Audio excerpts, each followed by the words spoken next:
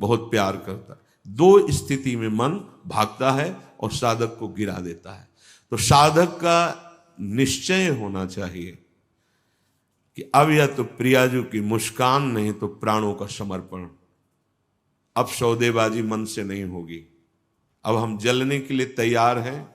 अब हम सौदेबाजी नहीं करेंगे कि है मन प्रसन्न हो जाए तो भजन में सहयोग करेगा। ये नीच कभी नहीं करेगा सहयोग। इसको तो जलना ही होगा, बिना जलाए आगे नहीं बढ़ सकते। महापुरुषों ने कहा है कि यदि आप अपना जीवन प्रभु के चरणों में न्यौछावर करने के लिए तैयारी कर ली है, जैसा श्रीपाद कह रहे, ये न्यौछावर है कि या तो प्राण समर्पित कष्टपूर्वक हम शरीर, या फिर आप मुस्कुराओ। बीच में हम स्वीकार नहीं करेंगे इस मन की मनमानी आचरण। बहुत निकृष्ट है, बहुत रुलाया है, बहुत परास्त करता है। पूरा जीवन हो गया है इसको लगाते ही लगाते, तो इसको पढ़ पाए हैं कि हाँ ये है क्या चीज। बहुत नीच प्रवृत्ति है इसकी। एक क्षण तो ये वैराग्य की स्थिति में, एक क्षण में आपको लगेगा भगवत प्राप्ति की स्थिति, और एक क्षण में इतनी गंदी स्थिति पैदा कर देगा कि लगेगा अभी तक जीवन में कुछ हाथ ही नहीं आया। साधक की धज्जियां उड़ाता रहता है मन। और गुरु कृपा पात्र जो चाल इसकी समझ गया, हर चाल पे वही लगाम खींच दी, बच गया। नहीं, बहुत नीच प्रवृत्ति का है ये। अगर इसको समझ पाओगे तो आगे बढ़ पाओगे, नहीं तो निराशा पैदा करके भगवान से विमुख कर देता है। लाखों चलने वालों में कितनों को गिरा दिया, आगे बढ़ने लायक नहीं रखा। इसी मन का खेल है। तुम अपना जीवन प्रभु के चरणों में न्यौछावर कर दिए।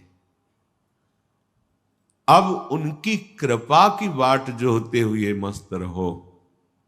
और ये मस्ती मन के निरीक्षण से युक्त बनी रहनी चाहिए। मन को ढील दिया ना जहां कि आज तो बहुत बढ़िया भजन हुआ, आज बहुत आनंद, वहीं निकल के फंसा देगा। यह अनुभव की बात है। आनंद की उमगन में इसके निकलने के चांस होते हैं। वो उसी, जब साधक आनंद उमगन में होता है तब वो निकल कर किसी विषय में उसे बांध देता और उस आनंद को खा गया। जो आनंद उल्लास था, अब वो पश्चाताप की आग जल रही है। अब फिर उसको लगता है इतने दिन मेहनत करने के बाद तो इतना हम चढ़ पाए थे, फिर मुझे गिरा दिया। फिर वो निराश होने लगता है। शोक, विषाद, दुख, क्लेश, कष्ट, संताप, भय, उद्वेग ये प्रदान करता रहता है। इसके सामग्री क्या है मन की? इसके अनुकूल चलोगे तो क्या देगा मन? कह रहे हैं शोक पक्का। पर पकड़ में तो है नहीं, ये बहुत खिलाड़ी है। खेल करके और ऐसे तदात्म में बैठा है, तदात्म में कि पीटोगे किसको? तदात्म, तुम्हें तदात्म कर लिया है। अब उसको दंड कहां से दोगे? दंड तो तब दे जब दृष्टा बने ना। वो तो तदात्म कर लिया है। अब जब कुछ नहीं समझ तो आज से भोजन नहीं करेंगे, उसमें कुछ फर्क नहीं पड़ना। वो इतना बलवान, उसको कोई फर्क नहीं पड़ना। तुम 10 दिन के बाद जब भोजन पाओगे तब तुम्हें वहां फिर खड़ा कर देगा जाके, जहां नहीं खड़ा होना चाहिए। ये सबसे बड़ा बंधन मन है। मन ही मोक्ष का कारण है, मन ही बंधन का कारण है। ध्यान दीजिए, जब आपने अपना जीवन प्रभु को समर्पित कर दिया, भगवत प्राप्ति का निश्चय कर लिया, तो अब तुम्हें मन से सावधान रहना है। और किसी से कोई दुश्मन नहीं है। कोई हमें भ्रष्ट नहीं कर सकता त्रिभुवन में। कोई हमारा किसी भी तरह से आनंद का नाश नहीं कर सकता। एक दुश्मन है, वो है मन। ये बहुत अनुभव की बात कहते हैं। जिसने मन पर सदैव निरीक्षण दृष्टि रखी वो आगे बढ़ गया। और जो आनंद में, सम्मान में, प्रियता में, वाहवाही में चूक कर दिया, वहीं मन प्रवेश करके माया में आपको नष्ट कर देगा। लक्षण मन के पास क्या है खजाने में? जब मन के आप अनुकूल चलेंगे, मन के अनुकूल, तो आपको क्या देगा? शोक, विषाद, दुख, क्लेश, कष्ट, संताप, भय, उद्वेग, ये आपको देगा। अगर आप प्रभु के अनुकूल चले, मन जितना आपको आकर्षित करे भोगों के, उसको डांट के उसकी बात ना सुनकर प्रभु के अनुकूल चले, तो इनमें से कोई भी दोष आपके अंदर नहीं रह जाएगा। ना आपके अंदर शोक होगा, ना विषाद होगा, न दुख होगा, न क्लेश, न कष्ट, न संताप, न भय, न उद्वेग, कुछ नहीं रहेगा। निश्चय, ये बात निश्चय समझ लो, सारा का सारा मन का एक खेल है। जो सब दुखी हैं, सब परास्त हो रहे हैं, सब जल रहे हैं, उसका कारण मन है। ये मन प्रत्येक श्वास यदि अपने प्रभु के सुमिरन में अर्पण कर दी जाए और मन की बात ना मानी जाए, तो प्रसन्नता बढ़ने लगे। स्वाभाविक दो बातें कह रहे हैं।